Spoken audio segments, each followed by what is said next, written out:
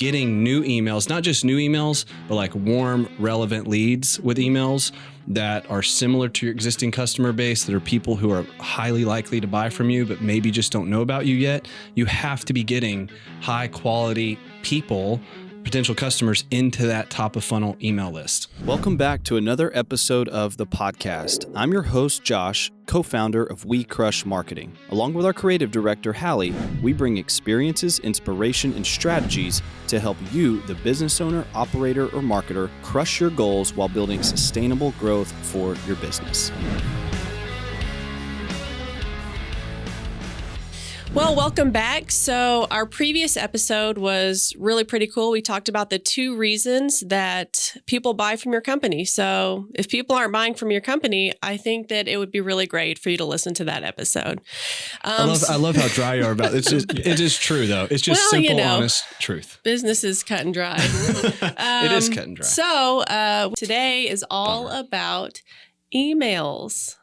So, Josh, how can I get 51,783 emails in a week? That's a lot of emails. It is a lot, but that's what I'm after.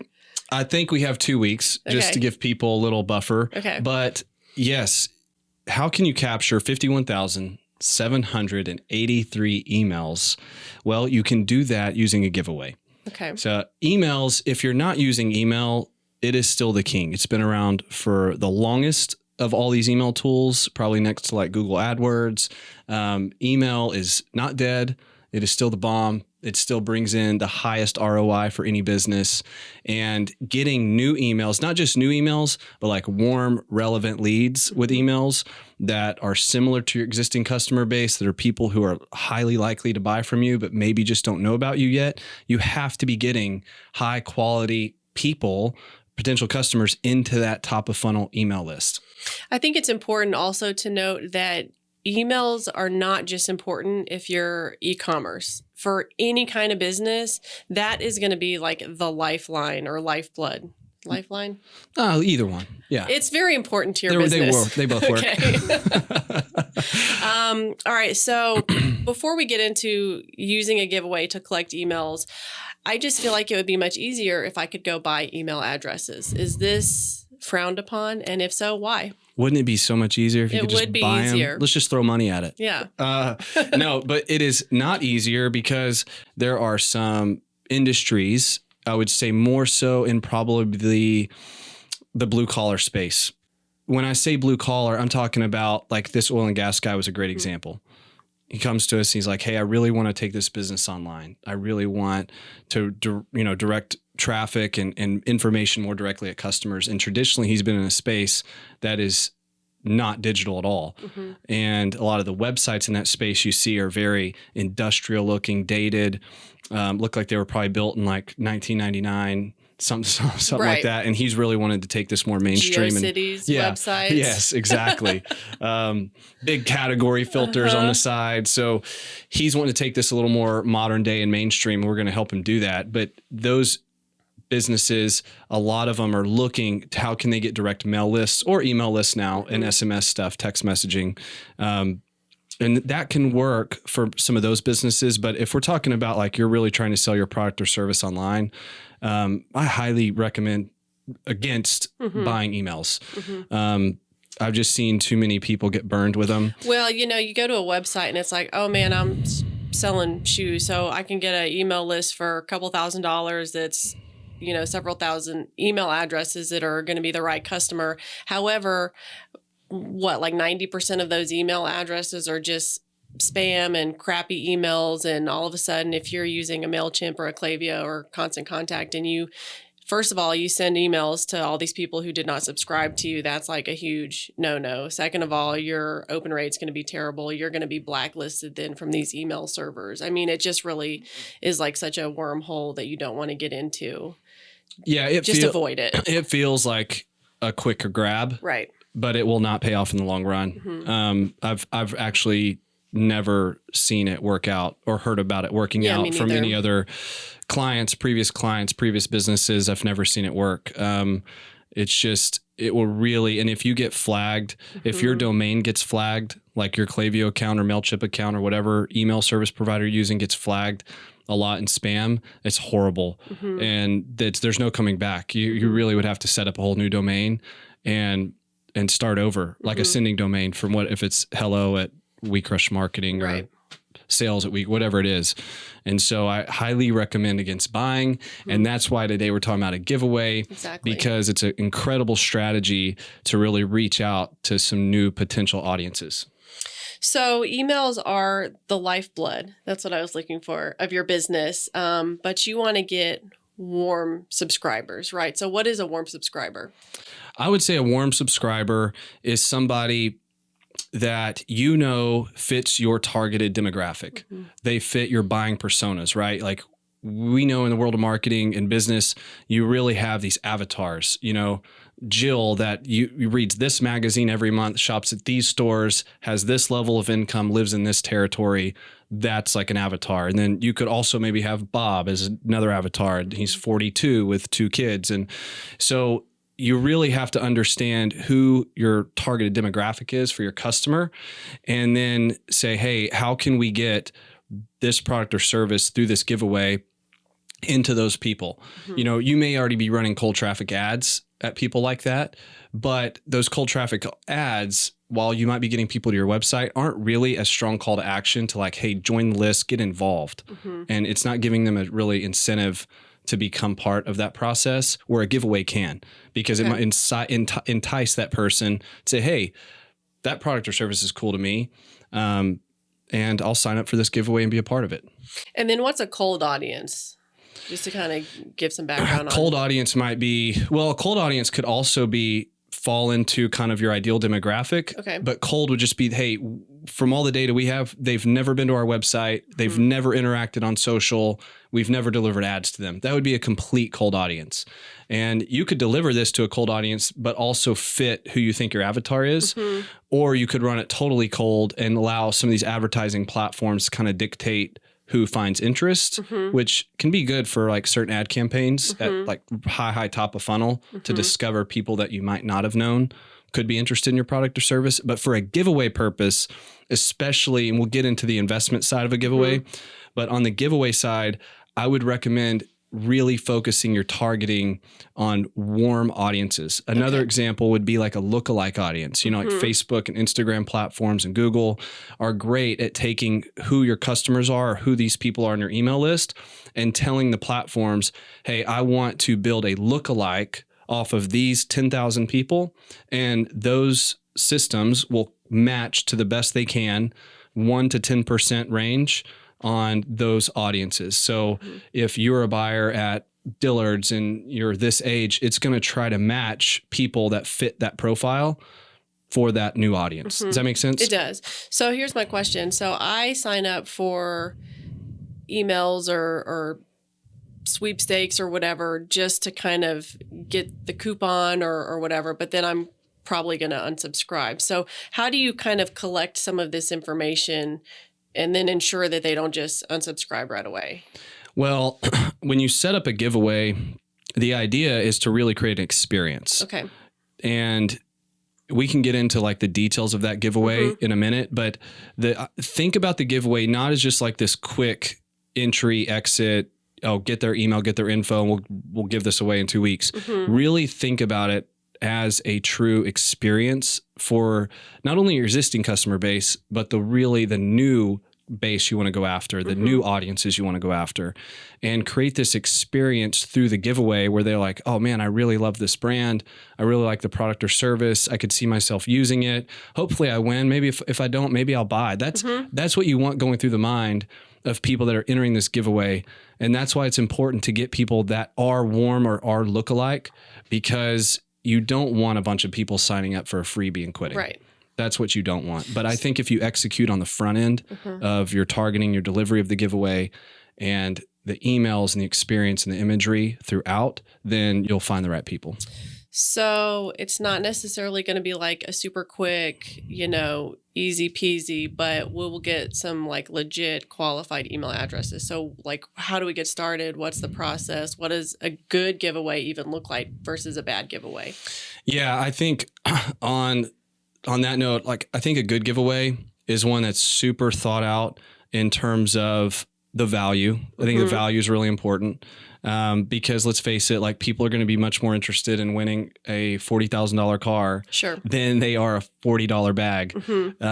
And that's just part of it. So I think the other benefit of a giveaway is you can really reach out to collaborative partners that are similar brands or have like tangential products to yours. If you sell a bag, then you might work with a shoe company or a hat company or more like lifestyle stuff that you can pair together where you might not compete directly on the products, but you can then use that audience and that brand's voice to amplify your giveaway.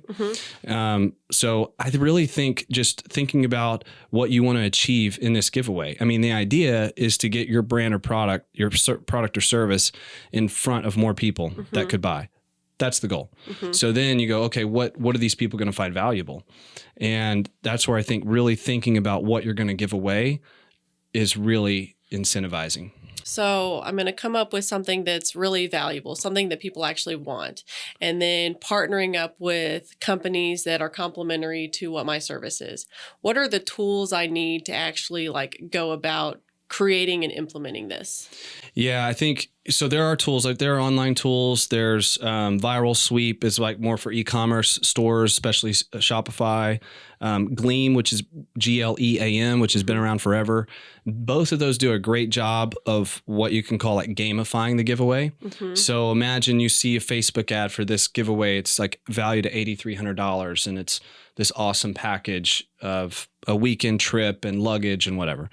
And you sign up for it, and then you're prompted like, hey, get 10 more entries if you share this on Facebook, get 5 more entries if you post it on Instagram.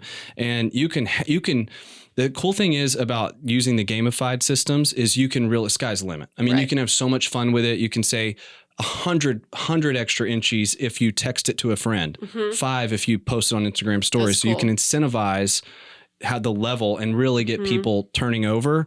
And that's where you start to see these kind of numbers that we've generated with giveaways, 51,000 plus emails in 2 weeks. We did all that cost less than $8,000. Right. That might sound a lot to some companies, but when you consider the amount of emails that were generated, it's totally worth it. Yeah. So to do it right, and you've got the tools and integrating it with your website or social media, what's kind of a realistic timeline to set this up the right way? And then how long should the giveaway last? Yeah, let's talk about prep.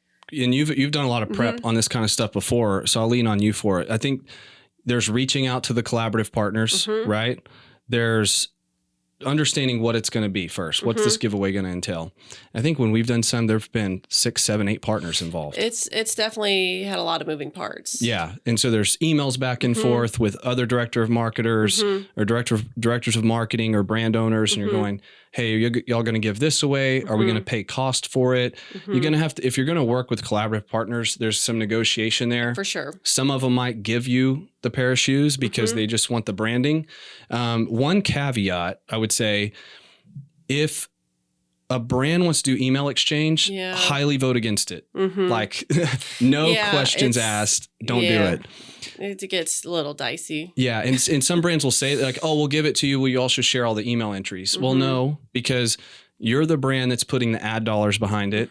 You're putting all the product behind it. I think it's much more important for you not to work with any collaborators and just put your own big giveaway in and your ad dollars than it is to share 51,000 emails with 7 brands, because if they start emailing them and you start emailing them, your message and your whole goal of getting to these people will be drowned out. And it can be a situation too, where if there is a product that would fit well with what you're trying to do and they don't want to give it to you for free, unless you give them email addresses, just go buy that product. There's nothing to prevent you from, That's a great buying point. things to then put together in a package deal and then, distribute it that way. There definitely is a lot of prep, I think, to do it the right way.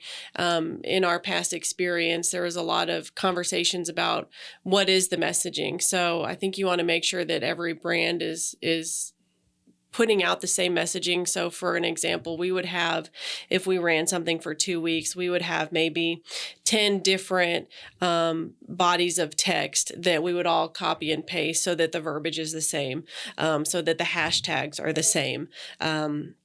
As a creative director, I would always shoot the photography or have any sort of creative assets, whether it was all the logos together or video of the product, so that yes, if we're posting something, it's going to still look the same as these other partners. They may have a different twist to it, but you still want it to look like it's a part of the same giveaway. Absolutely.